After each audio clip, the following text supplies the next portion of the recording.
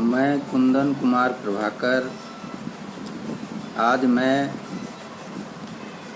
12वीं वर्ग के हिंदी पुस्तक का दिगंत पुस्तक से कड़वक काव्य के दूसरे पद के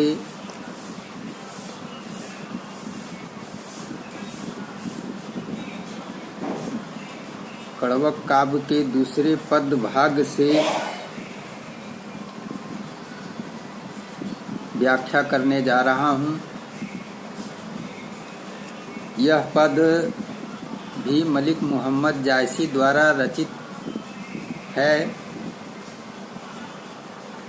और यह रचना का उद्देश्य है, लिखने का उद्देश्य है प्रेम। जैसा कि अगले वीडियो में अगले पद में भी मैंने कहा था कि मलिक मोहम्मद जायसी प्रेम पीर के कवि हैं, पर वह इसे आत्मिक अनुभूति के रूप में प्रदर्शित करते हैं। वह लौकिक और अलौकिक दोनों रूप में इसे अनुभूति करते हुए रचना करते हैं। यह कड़वक का दूसरा पद जो है वह लौकिक जगत से हम मानव को अलौकिक जगत की तरफ ले जाने का प्रयास करते हैं और प्रयास करते हुए यह बताना चाहते हैं कि हमारा जीवन तभी सार्थक होता है और हो सकता है जब हम परमपिता परमेश्वर से स्नेह करें, उनके दिव्यता में हम अपने आप को समाहित कर लें। अन्यथा आप भी जानते हैं, हम भी जानते हैं, संसार के सारे लोग जानते हैं कि ये संसार नश्वर है, नष्ट होने वाला चीज है। अब वह कहते हैं कि मैंने अपने जीवन का कठिन समय तप तपस्या में बिताया है, फिर भी मैंने यही निष्कर्ष पाया है कि यह जीवन नश्वर है। तो नश्वर जीवन है तो हमें कुछ ऐसा करना चाहिए कि हमारे जाने के बाद संसार में ऐसी कीर्ति हम कुछ करके जाएं जो हमारे जाने के बाद उस कीर्ति के द्वारा, उस जस के द्वारा हमें संसार याद करे और हमारी अनुभूति करे। ये तभी हो सकता है जब आप परमात्मा से नेह लगाएं, प्रेम को समझें, प्रेम की अनुभूति को आत्मसात करें। इसी संदर्भ में वह कहते हैं कि इस लौकिक जगत से छोड़कर अलौकिक जगत यानी आध्यात्म की ओर उन्मुख अगर आप होते हैं तो आपका जीवन सार्थक होता है और आपका कर्म जो है वह भी सार्थक होता है। वह साफ शब्दों में कहते हैं कि मैंने जो भी इस कविता में लिखा है वह जीवन के अनेक अनुभव, अनेक प्रसंग को जोड़कर इस कविता में हर चीज, हर अनुभव को जोड़कर मैंने शब्दों के रूप में अपने अनुभव को पिरोया है। यानी वह एक अपने अंदाज में शब्दों के रूप में लिखते हैं कि मैंने हृदय के लहू से इस कविता की रचना की है। और किस प्रकार यह कहते हैं, आइए इस दोहे का अध्ययन करेंगे, इसका विवरण करेंगे, व्याख्या करेंगे, तब आप भी अनुभव करेंगे कि मलिक मोहम्मद जायसी प्रेम के पीर के कवि आत्मिक हैं और इनकी बात जो यह कहते हैं इस कविता में सत्यता है या नहीं है। मलिक मोहम्मद जायसी कहते हैं कि मोहम्मद यही कभी जोरी सुनावा, मोहम्मद यही कभी जोरी सुनावा, सुना जो प्रेम पीर गा पावा। मोहम्मद यही कभी जोरी सुनावा, सुना जो प्रेम पीर गा पावा। कहते हैं कि हम जो भी कथा जोड़कर सुनाया, जो भी हमने दिल से कविता सुनाई, उस कविता में प्रेम की पीड़ा प्राप्त होती है। जो भी सुनता है उसे यह महसूस होता है, वह महसूस करने के लिए बाध्य होता है कि कहीं ना कहीं मोहम्मद जायसी के हृदय में करुणा है, पीड़ा है। यह प्रेम को आत्मसात किया है, प्रेम की करुणा से यह मर्माहत है और इसकी अनुभूति सुनने वाले को होती है। यह हम नहीं कहते, यह मलिक मोहम्मद जायसी कहते हैं। कैसे कहते हैं, फिर से एक बार लेते हैं।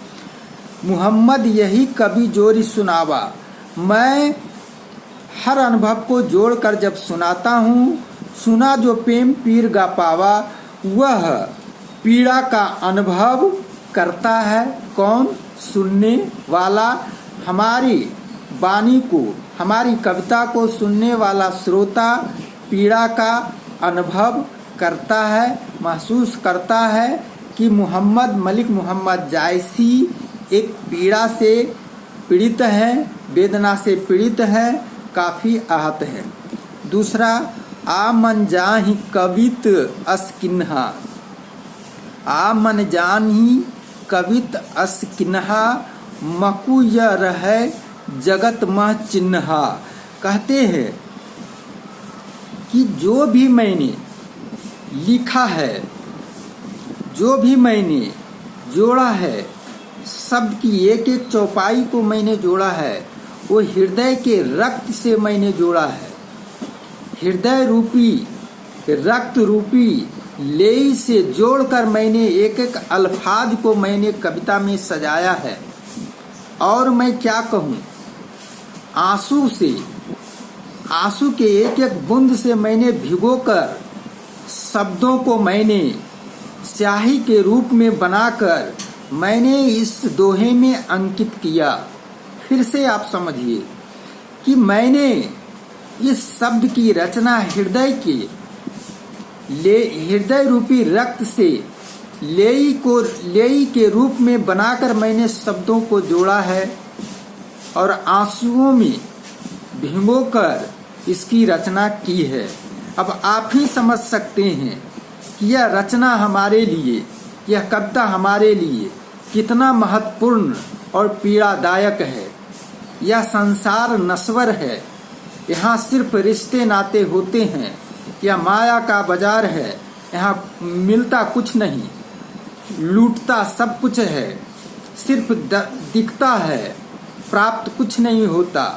इसलिए जायसी कहते हैं कि आप कुछ ऐसे कृति करो, आध्यात्म की तरफ जाओ, अलौकिक जगत की तरफ अपना मार्ग प्रशस्त करो, ताकि तुम्हें यहाँ से कूच करने के बाद, इस नश्वर संसार से जाने के बाद, मरणोपरांत भी तुम्हें याद करने पर दुनिया बाध्य हो, और वह है तुम्हारा सत्य कर्म कीर्ति।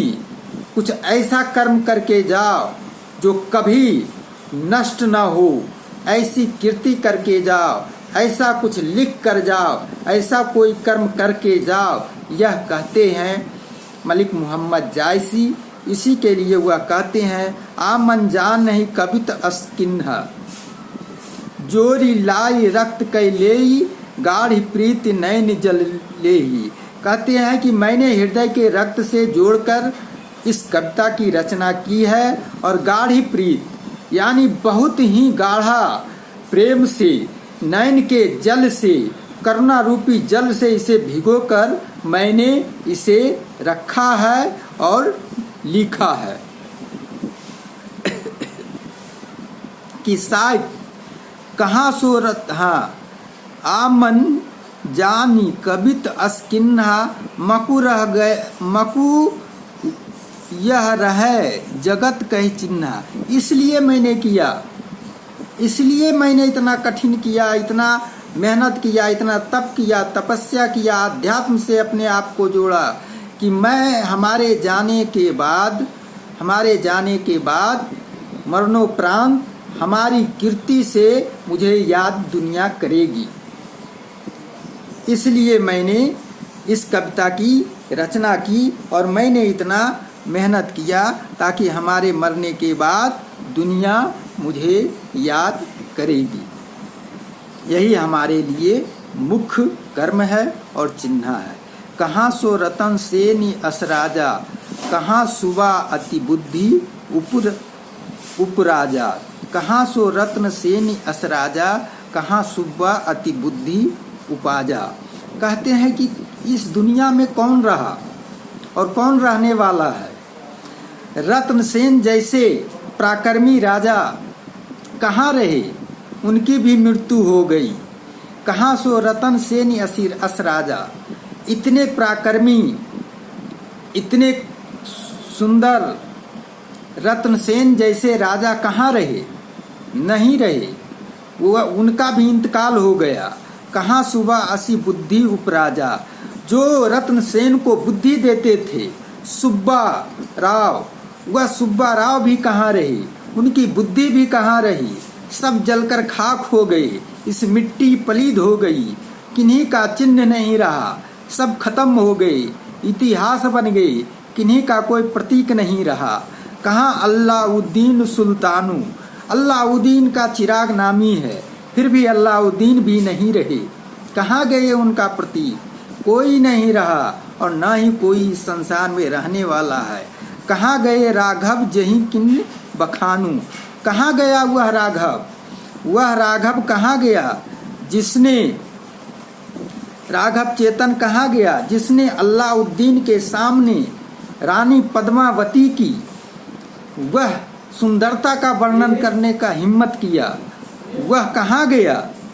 सुल्तानू कहाँ अल्लाउद्दीन सुल्तानू, कहाँ राघव जय किन्न बखानू। कहाँ गया वह सुल्तान राघव जिसने, वह राघव चेतन कहाँ गया जिसने अल्लाउद्दीन जैसे बलशाली के सामने पद्मावत जैसे महारानी और सुंदर परी रूपी सुंदर रानी की सुंदरता को बखान करने का दुस्साहस किया। राघव चेतन वह भी नहीं रहा, वह भी मृत्यु को प्राप्त किया। यह कहना है मलिक मोहम्मद जायसी का। फिर से लेते हैं। कहाँ सो रतन सेन असराजा, यानी रत्नसेन राजा भी कहाँ रहे, वह भी मृत्यु को प्राप्त किया। कहाँ सुब्बा असी बुद्धि राजा, रत्नसेन को बुद्धि देने वाला सहायक उपराजा जो कहा जाता था वह भी नहीं रहे, वह भी मृत्यु को प्राप्त किया। कहाँ अल्लाउद्दीन सुल्तानू, अल्लाउद्दीन सुल्तान भी नहीं रहे। कहाँ राघो जेहि किन बखानू, राघव चेतन जिन्होंने अल्लाउद्दीन के सामने पद्मावती की सुंदरता की चर्चा करने का दुस्साहस किया, वह भी नहीं रहा। कहाँ सुबहू पद्मावती रानी, कहाँ सुंदर वह पद्मावती सुंदर रूप की रानी, वह भी नहीं रही, वह भी मृत्यु को प्राप्त की, वह भी सुंदरता नहीं रही, जलकर खाक हो गई, इसी मिट्टी में विलीन हो गई। कोई ना रहा, जग रही कहानी, ना कोई रहा है ना कोई रहेगा, सिर्फ उसकी कहानी रह जाएगी इस संसार में। इसी के लिए मलिक मोहम्मद जायसी कहते हैं कि यह संसार नश्वर है, आप अध्यात्म की तरफ जाओ, ईश्वर से प्रेम करो, तभी आपको शांति मिलेगी, शक्ति मिलेगी और एक नए सृजन करने की, एक नई कीर्ति गढ़ने की आपको अद्भुत ताकत मिलेगी। अलौकिक जगत से आप नेह लगाओ, यही आपके लिए जीवन सार्थक करने की बात होगी। धनी सो पूरख जस कीर्ति जासु, फूल मरे पर मरे ना बासु। कहते हैं धन वही है जिसकी कीर्ति प्रतिष्ठा स्थिर है, वही व्यक्ति धन है जिसका काम करने का और जो कर्म किया वह कीर्ति अस्थाई है। अन्यथा उससे अलग व्यक्ति जो कमाने खाने तक सीमित है वह व्यक्ति धन्य नहीं, वह व्यक्ति सिर्फ व्यक्ति है, वो महामानव नहीं है, वह मानव है। वह महामानव की श्रेणी में या व्यक्ति से व्यक्तित्व की श्रेणी में उसकी गिनती नहीं की जा सकती है।